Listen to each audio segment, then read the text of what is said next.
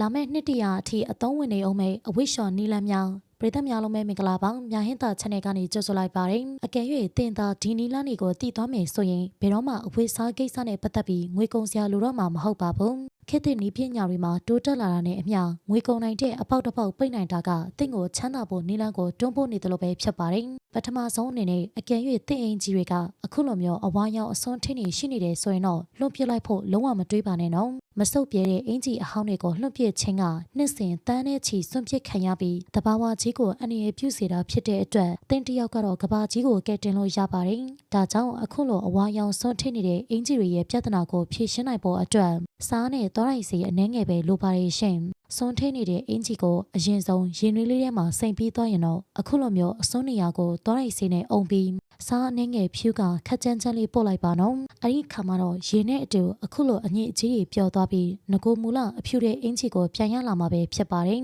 ။မိုးရင်းတွေမှာမှုဆွဲတတ်တဲ့အင်ကြီးတွေအတွက်အသင့်တော်ဆုံးဖြည့်ရှင်းလို့ရမယ့်နည်းလမ်းကိုပြောပြချင်ပါတယ်။မိုးရေမိတာနဲ့ဖားဟုဆွဲတတ်တဲ့မြန်မာနိုင်ငံရဲ့ရာသီဥတုနဲ့လည်းကိုက်ညီပြီးဖားဟုကြောင့်ပြစ်လိုက်ရတဲ့အဝိထည်တွေအပေါ်မှာလည်းကုန်ကြောက်စိတ်ကိုတက်တောင်လုပ်ပေးဖို့ပဝင်ပစ္စည်းအနှဲငယ်ပဲလိုအပ်ပါတယ်။အရင်ဆုံးရင်နွေးပူပူလေးတွေကိုသွားလိုက်စီအနှဲငယ်ညှစ်ထည့်လိုက်ပါနော်လက်နဲ့လျှော်ရမှာဖြစ်တဲ့အတွက်ရင်နွေးရုံလောက်ဆိုရပြီဖြစ်ပါတယ်အခုလိုမျိုးသွားလိုက်စီလေးထည့်ပြီးရင်တော့အဝိလျှော်ကြီးချွတ်စီလေးအနှဲငယ်ထည့်ပါမယ်ကြီးချွတ်စီနဲ့အတူစားနဲ့ရှာလကာရီတို့ကိုပါထည့်ပြီးတုပ်စားခြင်းနဲ့စိတ်ထက်ခက်ကြမ်းကြမ်းလေးပုတ်တိုက်လျှော်ချခြင်းစိတ်ကိုမွေးလိုက်ပါနော်ရင်နွေးနွေးနဲ့လျှော်ပြီးသွားတဲ့နောက်မှာတော့အခုလိုမျိုးအသစ်တိုင်းအကောင်းပကတိဖြစ်နေမယ့်အင်ကြီးအဖြူလေးကိုရရှိလာမှာပဲဖြစ်ပါတယ်အိမ်မှာရရှိနိုင်တဲ့အခြေခံပစ္စည်းတွေပဲဖြစ်လို့အင်ကြီးတွေမှုဆွဲရင်စိတ်ညစ်နေဖို့မလိုတော့ပါဘူးရှင်စားကအဝတ်အစားနဲ့ပတ်သက်ရင်အတော်လေးကိုအသုံးဝင်တဲ့အရာပါအကယ်၍တင်ကနေ့လည်စာထမင်းစားရင်အင်ကြီးပေါ်မှာအခုလိုစီကွက်စွန့်မိသွားတဲ့အခါမှာမလန့်သွားပဲစိတ်ကိုငြိမ်ငြိမ်ထားလိုက်ပါ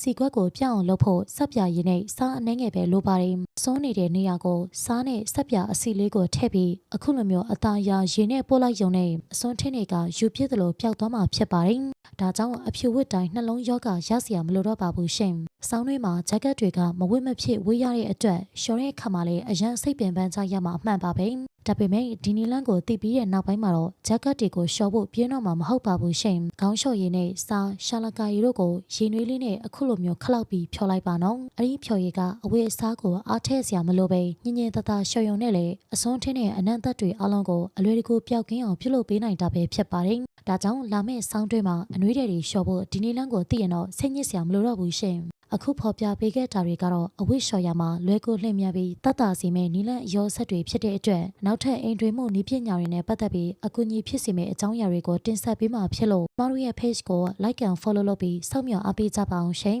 အားလုံးကိုကျေးဇူးတင်ပါတယ်နေ့ရက်တိုင်းအတွက်ပျော်ရွှင်ပါစေ